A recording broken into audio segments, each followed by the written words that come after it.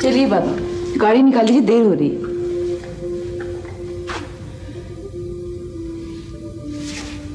बाबा, क्या बात है? किसका फोन है?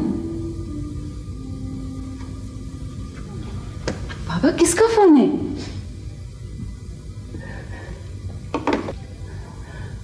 फोन था।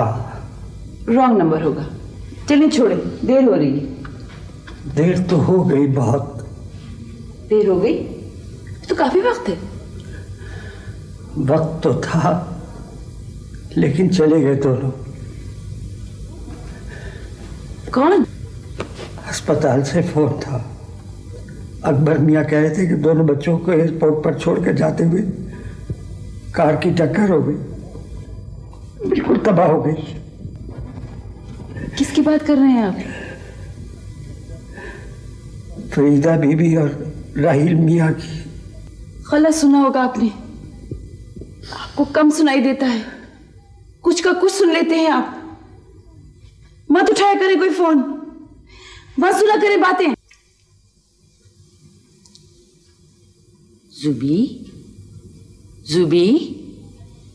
जी बीबी। यहाँ अकेली क्यों बैठी हूँ अंधेरे में? पता ही नहीं चला कब अंधेरा हो गया। मगर अंधेरे में तो नहीं बैठना चाहिए ना बेटा। ये सलामत कहाँ मर गया है? आज घर की बत्तियां क्यों नहीं जलाई इसने?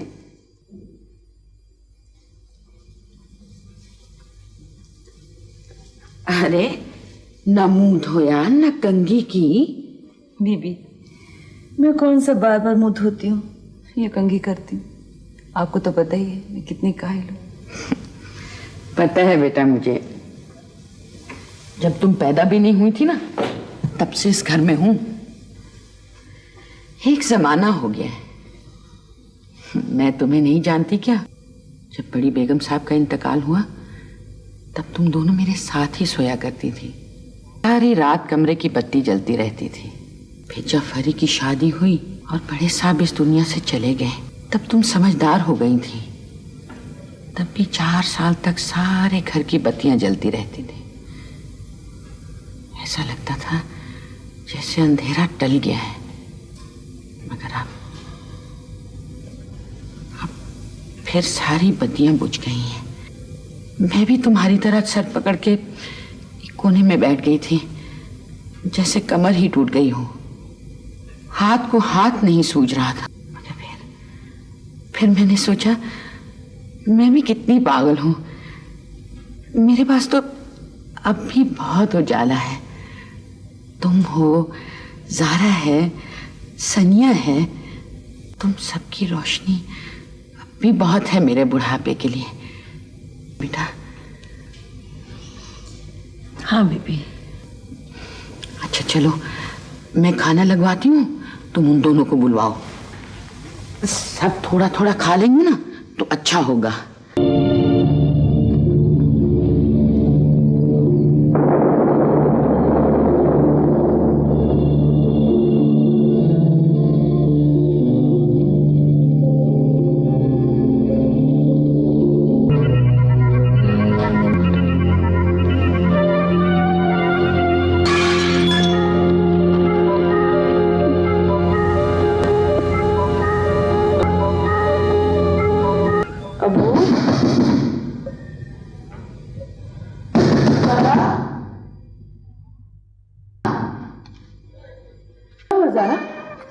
मैं ठीक हूँ। क्या हुआ? नहीं, मैं ठीक हूँ बिल्कुल। बेटा, ठीक हूँ बिल्कुल।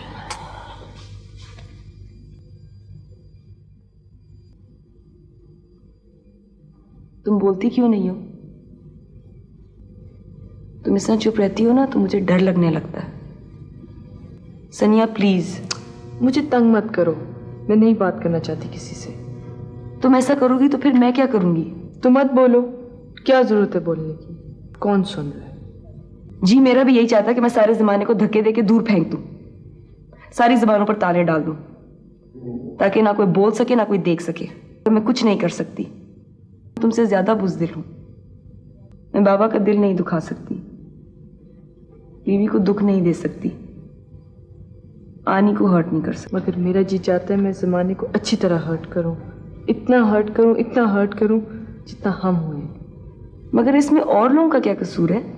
कसूर तो उनका है जो हमसे मिले बगैर चले गए। उन्होंने हमारे साथ अच्छा नहीं किया, बेईमानी की। मैं उन्हें कभी माफ नहीं करूंगी।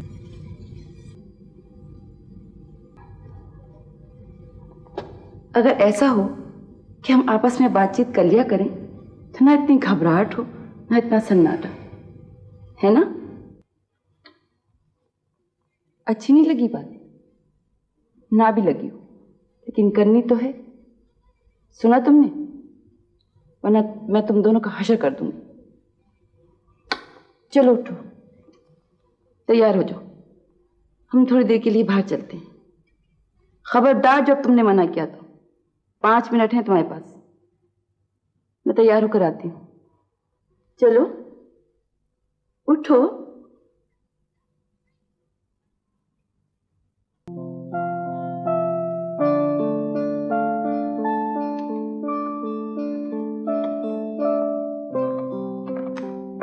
बीबी, वकील साहब आए, कह रहे हैं कि आपसे बात करनी है।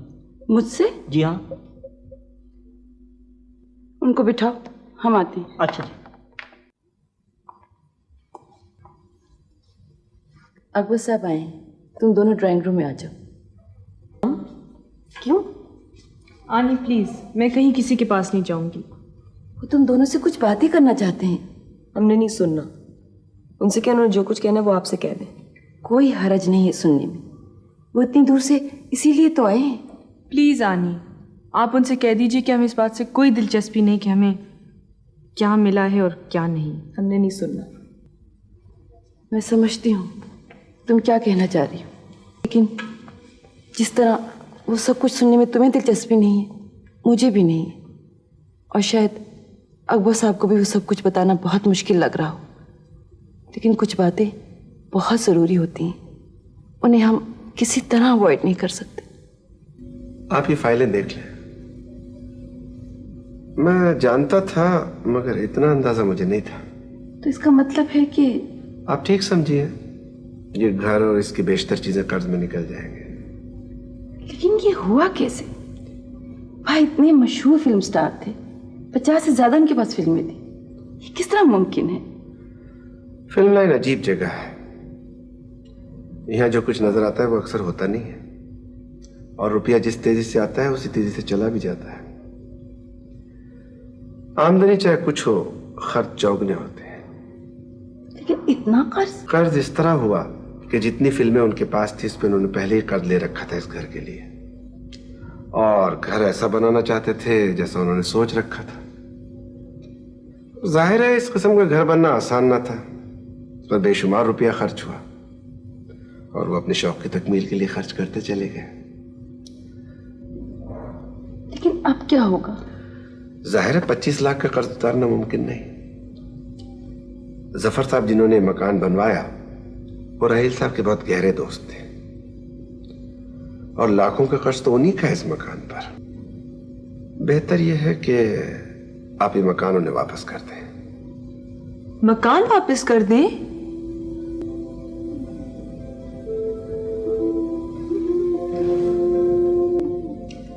अकबर साहब, 25 लाख हो, 20 लाख हो, कुछ भी हो, ये घर अब्बू ने बनवाया था और उन्हीं का रहेगा।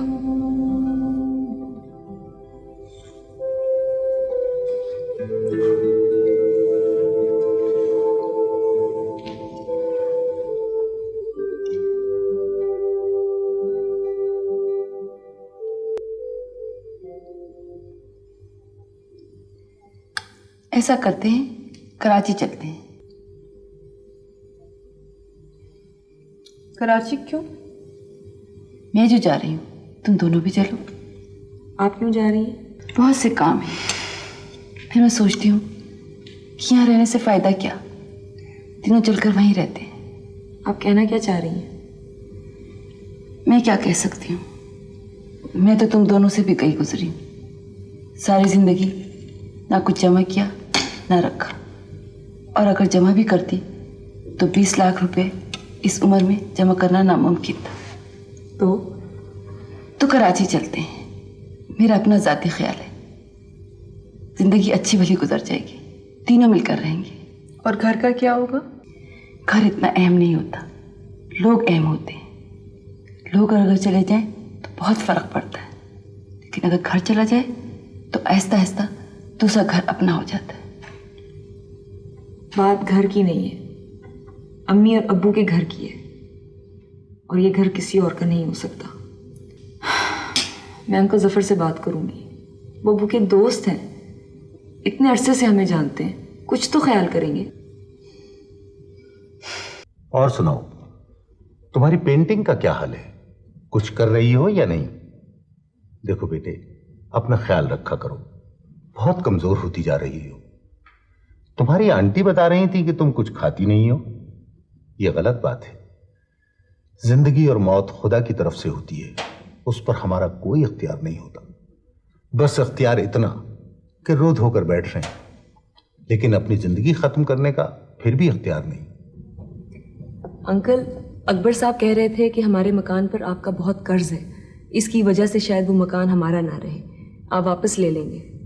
मुझे अफसोस होगा, लेकिन कोई चारा नहीं है। 20 लाख तो सिर्फ मेरे हैं, बाकी रुपया दूसरे प्रोड्यूसर्स का है, वो भी अदा करना होगा। अच्छा है, जितनी जल्दी अदा हो जाए उसकी रूह को सुकून मिलेगा। अंकल, अब्बू ने वो मकान अपना डिजाइन देकर अपनी खुशी के लिए बनवाया था। Quite right. और यकीन करो, मैंने राहिल को उसी जमाने में कहा था कि इस जमाने में ये लाल कला मत बनवाओ, रुपया इसमें ऐसे लगता चला जाता है जैसे कुएं में जा रहा हो। अंकल, मैं नहीं चाहती कि मेरे अब्बू के ख्वाब इतनी जल्दी टूट जाएं। मगर क्या हो सकता है? हम कोशिश करेंगे कि ये कर्ज उतार दें। 20 लाख कैसे? मैं कुछ करूंगी। तुम बच्ची हो, क्या कर सकती हो? और क्यों करती हो इतनी मेहनत? इतना बड़ा घर रखकर क्या करोगी? किसी भी छोटे से घर में तुम रह सकती हो। अंकल, ये हमारा घर है। I know darling, but there is no way out. There is always a way out. उनके अचानक चले जाने से हम तो कौड़ी कौड़ी को मोहताज होकर रह गए। 10 बरस तक भी ये नुकसान पूरा नहीं होगा। खैर, ये तो पैसे की बात है। वैसे आदमी का जो नुकसान हुआ है ना, वो तो कोई दूसरा आदमी पूरा कर ही नहीं सकता। हाँ हाँ, कैसे सोने के आदमी थे। आप अपने मकान की बात करती हैं, हमें तो लगता है कि हमारे मकान के साथ साथ बर्तन भांडे भी बिकेंगे सारे। वैसे भी आप दोनों इतने बड़े घर में अकेली नहीं रह सकते। अखराजात के अलावा भी 10,000 तरह की परेशानी हो सकती है। मेरी मानिए तो आप अपनी आंटी के साथ कराची चली जाइए। मैं नहीं जाऊंगी, मैं अपने अब्बू के घर में रहूंगी। आनी, ज़ारा सही कह रही है। खाक धूल सही कह रही है। ज़ारा का दिमाग चल गया, और तुम्हारा भी। मेरा दिमाग अभी दुरुस्त है, इसीलिए मैं तुम दोनों को कराची लेके जा रही। खबरदार जब कोई बीच में बोला तो। बस अगले हफ्ते हम चले जाएंगे यहां से सब कुछ निपटा कर। आपका मतलब है ये घर बेचकर? बेचने का क्या सवाल, ये घर अपना है ही कब जो बिकेगा। बस कर्ज के कागज वापस ले लेंगे। ये कभी नहीं हो सकता। सारा बस करो, बहुत हो गया। 1 हफ्ते से ये बातें सुन सुनकर मेरा दिमाग खराब हो गया है।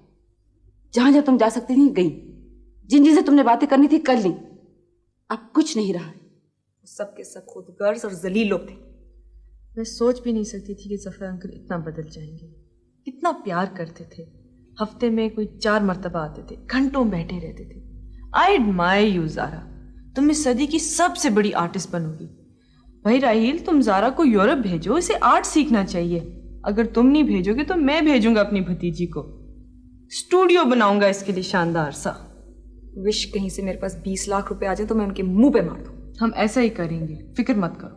सुनो, इस तरह की बेवकूफ़ी की बातें मैं भी कर सकती, और मेरे ख्याल में तुम दोनों से बहुत बेहतर कर सकती, लेकिन मैं इसलिए नहीं करूंगी कि ये वक्त इन बातों को ज़ाय करने का नहीं। आनी, आप कुछ भी कहें, हम ये घर उनके हवाले बिल्कुल नहीं करेंगे। तुम्हारे अम्मी और अब्बू इस घर में कितना अरसे रहे थे? थोड़ी अरसा तो रहे थे। बात रहने की नहीं है, ये घर अब्बू के ख्वाबों की ताबीर है। बड़ी जिद्दोजहद के बाद बनाया है उन्होंने। हम इसे इस तरह किसी के हवाले नहीं कर। क्या कर लोगी तुम? कोशिश तो तुमने बहुत की। कोई ना कोई तो तरीका होगा इसको बचाने का। मैं जुमे की बुकिंग करा रही हूँ। मैं नहीं जाऊंगी। हम बिल्कुल नहीं जाएंगे। क्या मतलब है? मैं नहीं जा रही, हम बिल्कुल नहीं जाएंगे। तुम्हें हर हाल में मेरे साथ जाना पड़ेगा। मैं अब इस मौजू पे कोई बात सुनने को तैयार नहीं। पहले ही नहीं सुनना चाहिए थी, कुफी थी मेरी। आप ये सब बातें इसलिए कह रही हैं कि जो लोग मारे गए वो आपके माँ बाप नहीं थे। ज़ारा, आनी, आप समझती हैं कि हमें इस पत्थर के घर से दिलचस्पी है, मगर आप सोच भी नहीं सकती कि घर हमारे लिए क्या है। आनी, आपको कोई हक नहीं है हमें यहाँ से जबरदस्ती ले जाने का।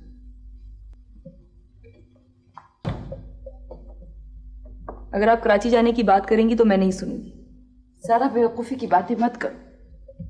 या आप बेवकूफ़ी की बातें इसे इसलिए कह रही हैं कि जो कुछ हम महसूस कर रहे हैं वो आप कभी नहीं कर सकते। ठहरो ज़ारा।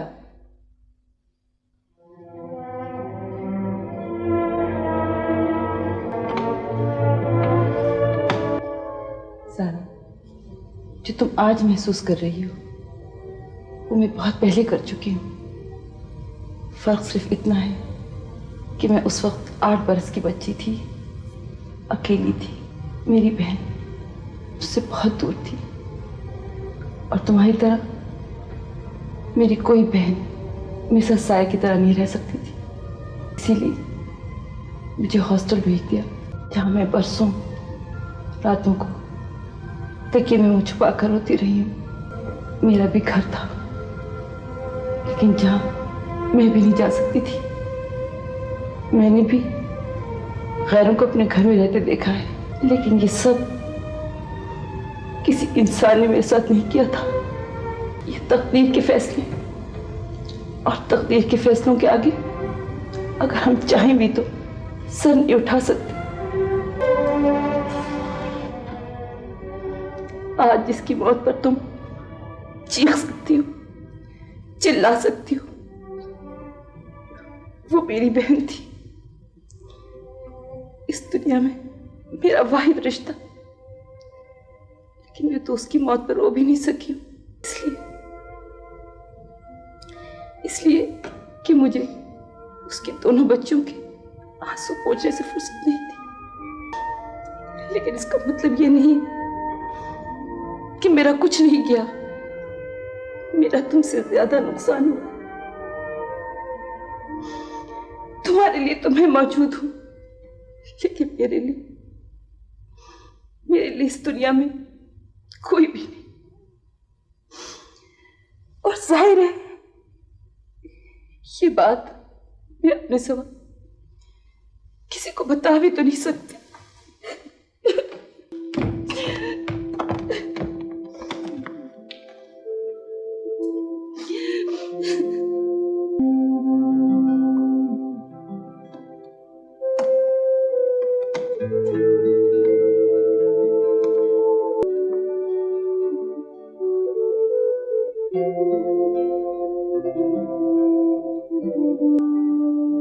अम्मी, अम्मी, अम्मी कहाँ हैं आप? अम्मी लाइट चली गई। भाई तो इसमें शोर मचाने की क्या बात है? बात ये है कि मैं तैयार कैसे होंगी? अब्बू के प्रीमियर पे जाना है, इतने सारे लोग होंगे वहां। आपकी इत्तला के लिए अर्ज है कि बत्ती आ गई है और आप कोई फिल्म की हीरोइन नहीं है जो आपको देखेंगे सब। अरे वाह, कैसे नहीं देखेंगे? जब मैं अब्बू के साथ इस तरह दाखिल होंगी ना तो हजारों लोगों की नजरें मुझ पर होंगी। और वही हजारों लोग कह रहे होंगे पता नहीं हमने किसकी शक्ल ली और पूरा हफ्ता हमारा किस तरह से गुजरे। बड़ी फजूल हो तुम। मैं अंधेरे में मेकअप कैसे करती? मेकअप करने की तुम्हें कोई जरूरत नहीं। क्यों? इसलिए कि मुझे मेकअप बिल्कुल पसंद नहीं है, और इसलिए कोई फर्क भी नहीं पड़ेगा। नहीं नहीं नहीं, तुम वैसे बहुत प्यारी लग रही हो। सच्ची? आईना देख लो। अरे जरा, तुमने कानों में कुछ नहीं पहना? मुझे तो माफ करो, मैं बिल्कुल ठीक हूँ। अरे पहन लो चंदा। नहीं मैं बिल्कुल ठीक। कमाल की बात है, मैं कुछ करती हूँ तो सारे डांटते और आप इसे खुद कह रही है कि पहनो। अच्छा भाई, लड़ाई मत करो, जल्दी जल्दी करो। आप तैयार हो गए? जी जनाब। अरे वाह, अरे वाह, अब वहां क्या जाना, यहीं इतने सितारे चमक रहे हैं। भाई संभालो मुझे, मैं तो बेहोश होने लगा हूँ। सच्ची अब्बू? भाई कुछ नजर की दुआ पढ़कर फूंक दें, कहीं नजर न लगे मेरे आशियाने को।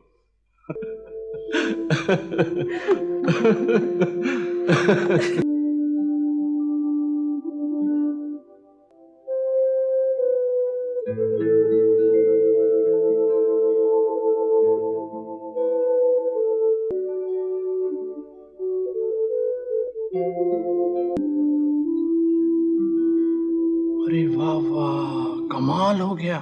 ये मेरी बेटी ने तस्वीर बनाई है। अच्छी है ना अब्बू? बहुत अच्छी है, इतनी अच्छी तो मैं भी नहीं बना सकता हूँ। पर जरा थोड़ी सी गंदी हो गई है। कहाँ गंदी हुई है, ये तो बहुत प्यारी तस्वीर है। मैं इसे फ्रेम करके अपने कमरे में लगवाऊंगा। वैसे बेटा ये कौन कौन है? ये अम्मी है, ये जो है अब्बू है, और ये सनिया है। भाई वाह वाह वाह वाह, कैसे फर्स्ट क्लास अम्मी अब्बू बनाए हैं तुमने। मैं इतनी खुश हूँ, इतनी खुश हूँ। You are really fantastic my love.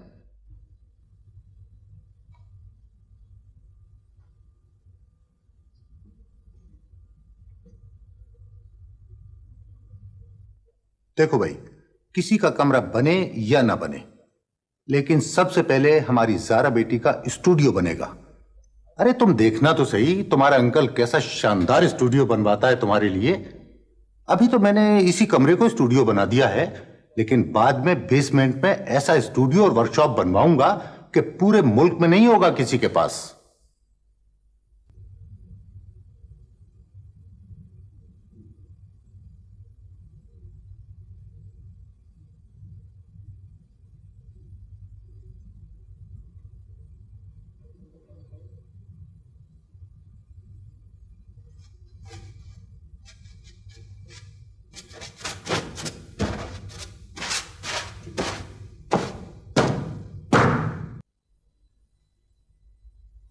Time क्या हुए?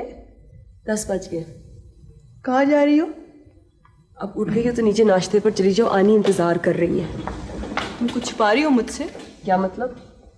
जहाँ जा रही हो वहाँ का कोई नाम है? नाम तो है, मगर ऐसा नहीं जिसे सुनकर तुम खुश हो जाओ। मेरी खुशी को चूल्हे में डालो। तुम दुनिया का कोई भी नाम लोगे ना तो मैं खुश नहीं होंगी, लेकिन तुम मुझे बताए बगैर कहीं नहीं जा सकती। सोच रही हूँ एक दरवाजे पर और दस्तक दे लूँ। खबरदार, कोई जरूरत नहीं कहीं जाने की।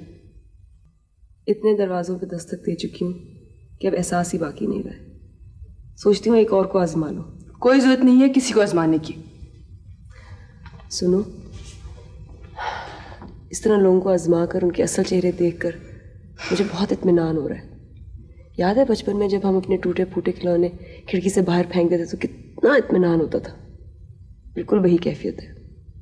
मेरा जी चाहता मैं इन सबको कत्ल कर दूं जिन्होंने तुम्हें मना किया है। मुझे भी पहले बहुत गुस्सा आता था, खून खौल जाता था, मगर अब लगता है ये सब कुछ किसी और के साथ हो रहा है। लेकिन आखिर तुम जा कहाँ रही हो? ये मैं आकर बताऊंगी। इंसानों की आजमाइश पे निकली हूं तो अपने को भी आजमा लो। मुझे बुलाया था जी? हाँ सलामत, बैठो। मैंने सोचा है कि अब हम यहाँ से चले जाएं। इतने बड़े घर में दोनों अकेले कैसे रहेंगी? ना जी, जब तक हम इधर अकेले कैसे होंगे? साहब के बाद तो खुदा पाक की कसम हमने घर के बाहर कदम नहीं रखा। पहले की बात और थी, थोड़ी देर बाद घुमा फिरी कर लिया करते थे तो बीबी फौरन फूंक दिया करती थी बेगम साहब कान में, मगर अब तो बेबी लोग के लिए जान हाजिर है। बहुत मेहरबानी तुम्हारी। मुझे पता है कि तुम कितना ख्याल रखते हो, लेकिन मैंने सोचा है कि मैं लड़कियों को अपने साथ ले जाऊंगी। मैं भी तो साथ जाऊंगा जी। हाँ हाँ, जब तुम कराची आओगे तो हमसे जरूर मिलना, बहुत खुशी होगी मिलकर। आपका मतलब है कि? नहीं जी नहीं, ये आप कैसी बातें कह रही हैं? क्या बकबक कर रहा है? तुझे कितनी दफा कहा है कि तमीज से बात किया कर। और क्या, बीबी की भी छुट्टी हो जाएगी अब? क्या कहा? तू मेरी यहाँ से छुट्टी कराएगा, मैं तेरी दुनिया से छुट्टी करा दूंगी। क्यों? आपकी छुट्टी क्यों नहीं हो सकती? मेरी क्यों हो सकती? सलामत, सुनो तो सही। अरे बेटा, मैं इसको सुनाती हूँ। मेरी किस लिए छुट्टी नहीं हो सकती? ये मेरा घर है, 35 साल से मैं यहाँ हूँ। इन दोनों बच्चों को मैंने अपने हाथों से पाला है। तो इसमें मेरा क्या कसूर है? पहले आप पैदा हो गई थी, मैं भी जो बड़ा होता तो यही होता। सलामत, समझने की कोशिश करो। जी मेरी समझ में नहीं आ रही है बात। अब हालात बदल गए हैं। तो बस मेरे हालात बदल गए। आप देख लीजिएगा, मेरे बगैर ना ज़ारा बीबी रहेंगी और ना सनिया बीबी। क्योंकि इन दोनों के बाहर के काम मैं ही तो करता हूँ। हाँ हाँ, तेरे बगैर तो दुनिया नहीं चल सकती। किसी घड़ियाल की औलाद है, तू ही चलाएगा सबको। दीदी, सलामत वाकई बहुत अच्छा है, लेकिन हमारी भी मजबूरी है। अरे बेटा, मजबूरी तो है, लेकिन इसकी समझ हो तो इसकी समझ में आए ना। हाँ हाँ, मैं तो बेवकूफ हूँ, गैर हूँ सबके लिए। सलामत प्लीज, आप इस तरह ना कहें। बीबी को कोई नहीं निकाला, ना काम करती ना कुछ। खबरदार खबरदार, जो मेरा नाम लिया हो तो मेरा नाम क्यों लेती हो? आनी, सलामत को कौन निकाल रहे? मैंने सोचा था कि अब हम कराची जा रहे हैं, तो मेरा मतलब है कि वहां सब कैसे रहेंगे। मगर कराची कौन जा रहा है? ना ज़ारा ना मैं। अच्छा अच्छा, इसका फैसला बाद में हो जाएगा। ये ज़ारा कहाँ है? ज़ारा पता नहीं कहाँ गई है। सुबह को गई थी और अब तक वापस ही नहीं आई। मुझे कुछ काम था आपसे, पर्सनल। मुझसे? माफ़ कीजिएगा, मैं पहचाना नहीं। आपने मुझे इसलिए नहीं पहचाना कि इससे पहले आपने मुझे देखा नहीं है, मगर आप मुझे जानते ज़रूर हैं। मैं ज़ारा अहमद हूँ, फिल्म स्टार राहील की बेटी। ओह, आप? जी, मैंने सुना है कि आपने मुझसे शादी की ख्वाहिश की थी। जी। मुझसे मिले बगैर? मैंने आपको एक पार्टी में देखा था काफ़ी अर्सा पहले, मिस्टर समदानी के घर।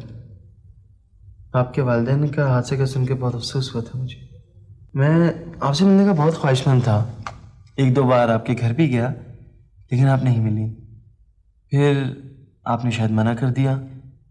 जी, मैं यही बताने आई हूँ कि अब मैं राज़ी हूँ। जी? जी, अब हम अकेले रह गए और हमारे हालात भी बदल गए। आप चुप हो गए?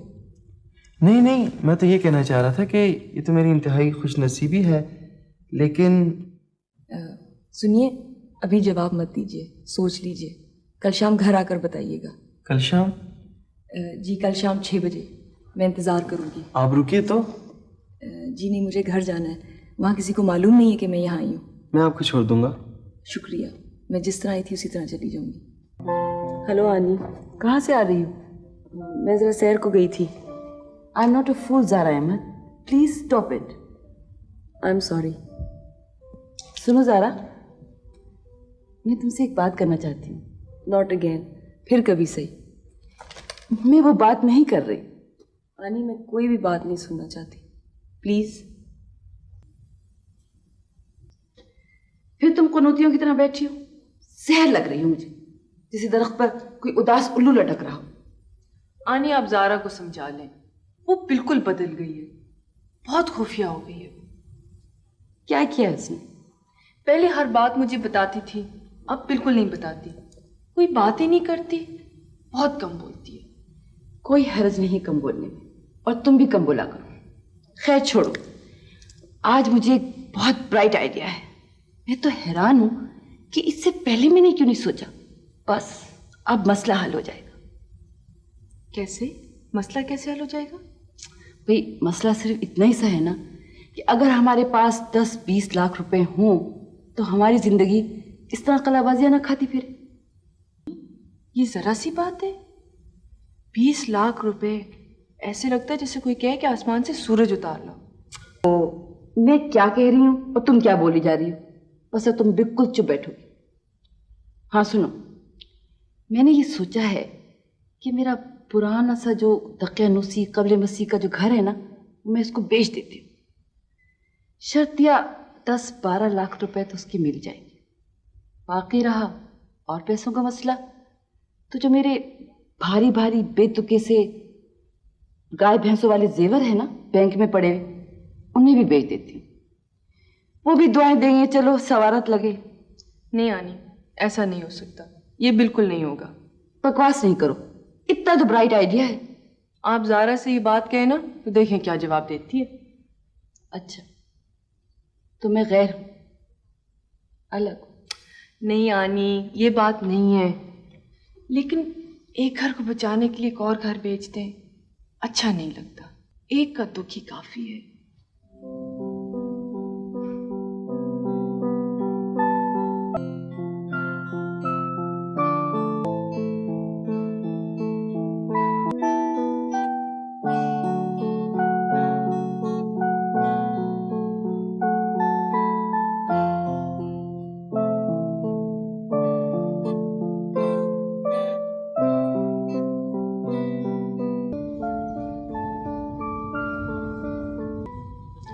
आनी इस तरह टहल टहल के क्या सारी मुसीबतों को कुचल डालेंगी?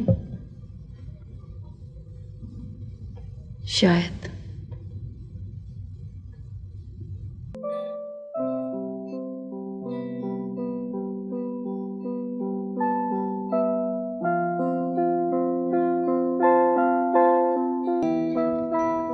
बेटा चाय पियोगी? हाँ बीबी, बना ले।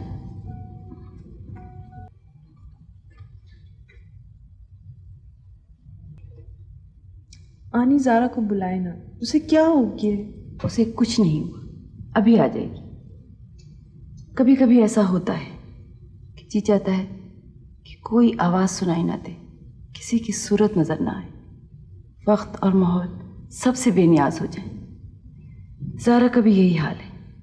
अगर वो खुद अपने आप से समझौता करेगी तो इस कैफियत से निकल आएगी, लेकिन अगर हमने उसे ज़बरदस्ती निकालने की कोशिश की तो फिर वो कभी नहीं निकल सकेगी।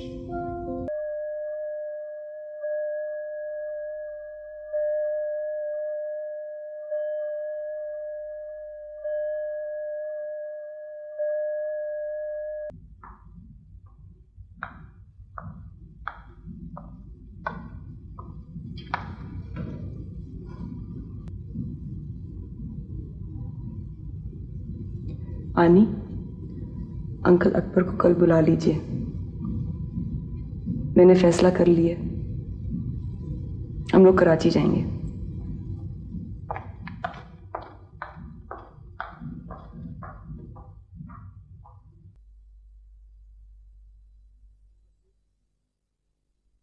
अब्बू, आई एम सॉरी। आपने कहा था कि ऐसा होता है कि वक्त का कोई लम्हा तकदीर के फैसले की घड़ी होता है। जिसकी इज्जत में आए हुए लोग उसी फैसले के पाबंद हो जाते हैं। तो जिस घड़ी इस रोज़ हम अपने घर से निकले थे वो हमारी तकदीर के फैसले की घड़ी थी। और आपने ये भी कहा था कि ये सब तुम्हें इसलिए बता रहा हूँ कि तुम जो चुप होकर बैठ जाती हो, कोई फैसला नहीं करती हो, इससे तुम जिंदगी में बड़े नुकसान उठाओगी। ऐसा मत करना। फैसला करना, फिर इस पर डटे रहना।